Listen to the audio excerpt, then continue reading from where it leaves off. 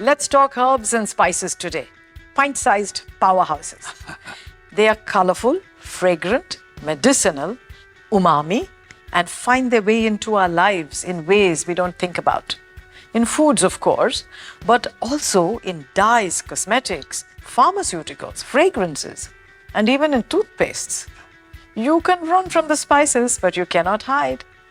So join us today as we discover some of their magic and see how they punch way above their weight.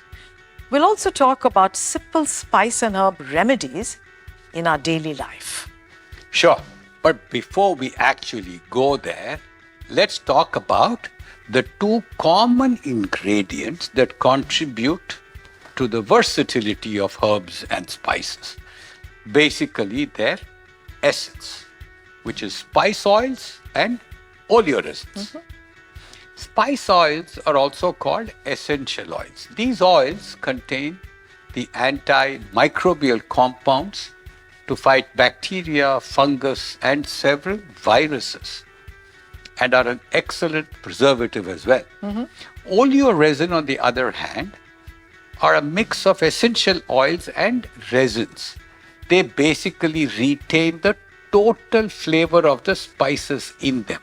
So spice oleoresins, they provide the taste, while spice oils provide the aroma. So when you think of a cumin, pepper, cinnamon, nutmeg, cloves, you can think of examples that are distinctive and they evoke the aroma, flavor, and taste. Herbs do that too, right? I mean, is there a technical difference between the herbs and the spices? I think of spices as the seeds and the herbs as the leaves. So, for instance, the coriander seed, in my mind, is a spice, but that coriander leaf is a herb.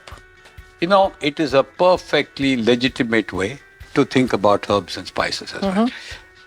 There is another name for herbs, though, which is now in fashion, and it's called microgreens. Microgreens, yes. They're basically just plants that are harvested at seedling, or what they call cotyledon stage.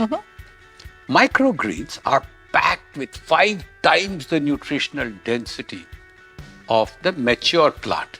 Interestingly, they don't need fertilizers to grow and are ready in like 10 to 15 days. Even an apartment windowsill will do. Just plant a handful of mustard, coriander, fenugreek seeds in a pot of soil. Just water a bit carefully and watch these little microgreens grow. And they, by the way, are great in any dish. I can't even think of cooking without them. And they're also effective healers. True. And they alleviate different symptoms. For instance, carom seeds, known as ajwain, cuts indigestion, bloating, acidity. Cumin seeds, it regulates your blood sugar, cholesterol, and aids digestion. Take the holy basil, also called tulsi. It's known to cleanse your gut and cut acidity. I mean, this list just goes on and on. Here's a tip. Make a simple infusion every day with herbs and spices to make them really work for you. So, boil 2 teaspoons of any whole spice or herb of your choice in 1 glass of water for about 15 minutes. Strain it out and add this concentrated liquid to your daily water bottle. Sip this all day. One thing I would caution is try not to refrigerate it if you can. You know, you're taking away the goodness of it. Here are 2 others that have worked for me, by the way. Okay. Time tested. Okay. One is poultice. Just warm, moist spices, herbs. It's a compressed to ease pain and inflammation. Stye in the eye. Yep. Just boil a tea bag, steep 5 minutes, remove it, wrap it in a paper towel, apply it to the eye and let it cool. Just repeat 2 or 3 times that day. Pimples. Here's one that you taught me decades ago. Mix a tiny amount, not even a quarter teaspoon of turmeric powder with water and make a thin paste. Apply that to the pimple and let dry on your skin. Repeat next day and ta-ta pimple. There's so much going on there, isn't it? It's amazing. So, but here's my tip for today.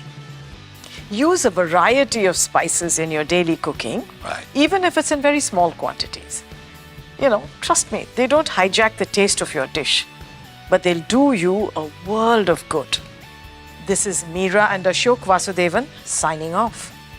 Visit paythefarmer, notthepharmacy.com to find out more.